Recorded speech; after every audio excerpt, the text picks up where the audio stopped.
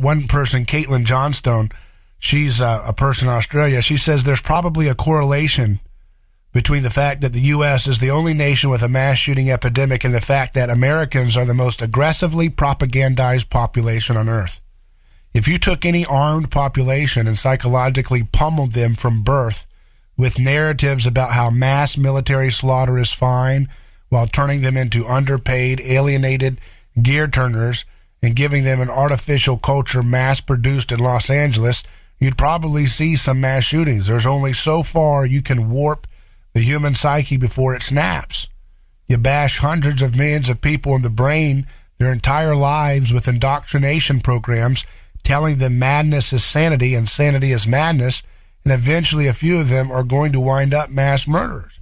And you think about how much they glorify militarism. Militarism for its own sake, not militarism for actually self-defense. We didn't do self-defense when we went into Libya.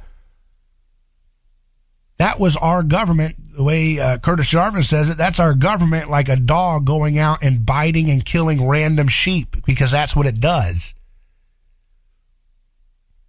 It doesn't mean Gaddafi was a sheep. It means the people that he was providing a lot of stability and order and wealth relative to other countries in the region did not want what happened to them to have happened. But these folks on the left, they say they're all against guns, but they're not. I mean, we watch every year as FDA and every agency under the sun is armed to the teeth with all kinds of military tactical weapons and all this stuff.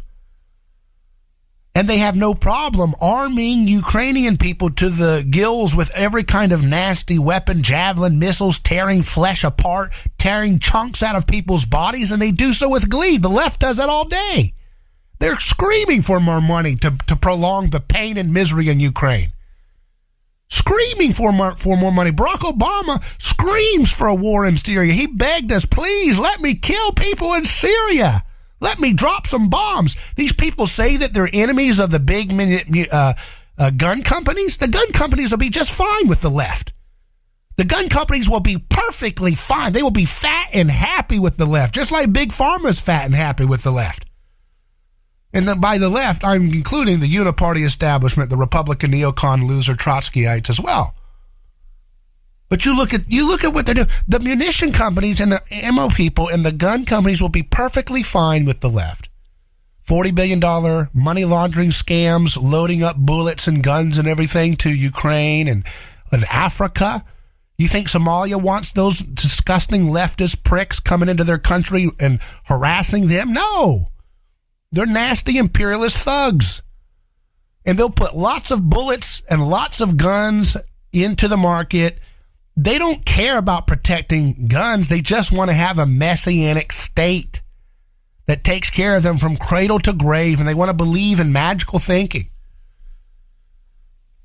The left is the same group of people that elected Biden to put millions of people of color in cages for nonviolent crimes for decades because they were supposedly making the drugs go poof whenever they banned them, just like they want to make guns go poof because they banned them. They're not going to go poof. That's dumb, like lower than toddler level thinking, right? But that's what we have today. We have emotionalism. Emotionalism. People can't control their emotions. They don't know how to think like adults anymore.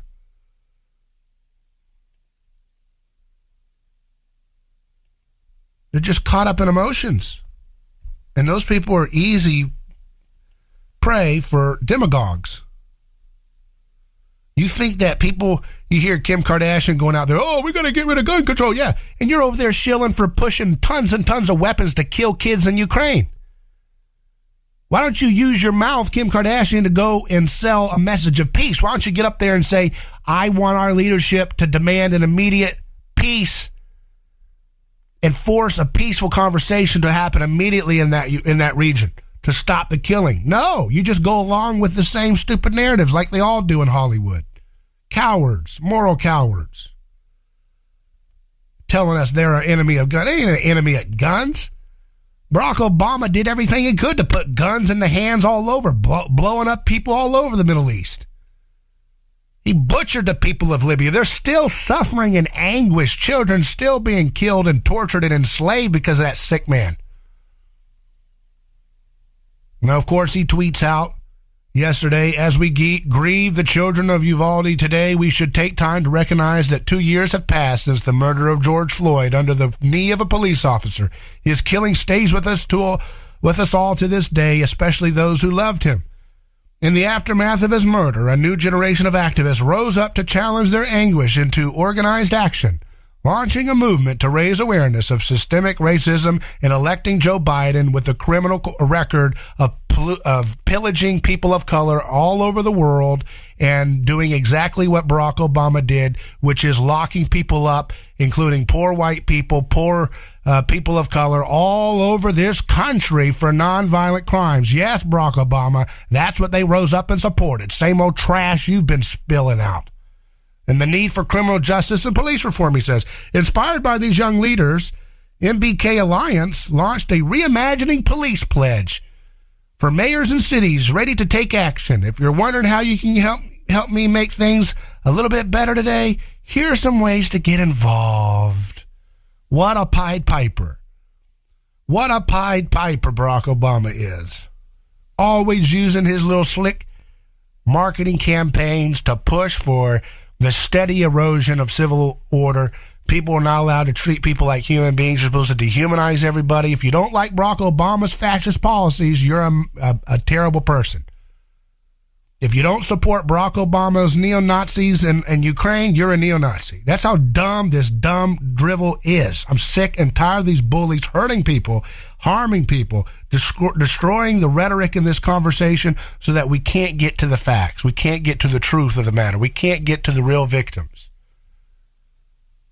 You know, if these people were consistent, we could have a conversation. But they're not. I mean, they're just consistently lying about everything.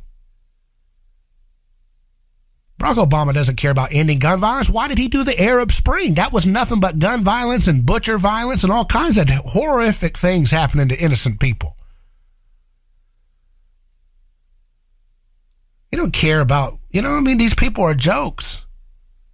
Oh, I'm a big threat to the big weapons lobby, Chuck Schumer says. No, you're not. You just give them absolute blank checks every year. That's what you do for a living. You just don't want your citizens to have guns, or you want to scapegoat certain people because you think that will help you get more votes because you're a sick, shallow person. You don't care about, you just exploit these children's lives. You don't ever want to talk about how to heal relationships, how to strengthen. Why doesn't Chuck Schumer say, you know what, I want to fight for protecting families, strengthening families? I've noticed that all these school shooters are in broken homes, not around their dad, don't have a healthy relationship with mom. And I want to commit in my long time at the public trough, like a pig eating off of all kinds of loot that I get from my oligarchic friends in Wall Street. I want to finally do something right, Chuck Schumer could say. And I want to do whatever I can to promote fathers in the home, promote getting kids away from psychotropic drugs, promote relationships based in reality, not social media ghettos that donate to my campaign and help my crooks get elected. No, he doesn't say that, does he? And so the same old thing goes on and on. But people are waking up. People are realizing this slowly but surely, that the politics of D.C. are just corrosive, and they do not provide solutions. They do not provide answers. We've got to look closer to home. We've got to look at what the human heart is being haunted by, right? It's being haunted by the call for repentance that the cross puts into a culture's heart. And the more we deny that aspect, the more we say, no. It's just this. We need to ban this weapon. We need to do this little policy. We need to demonize this people group. You're just going to get more and more ugly, horrible chaos. And innocent lives will suffer in the midst of it.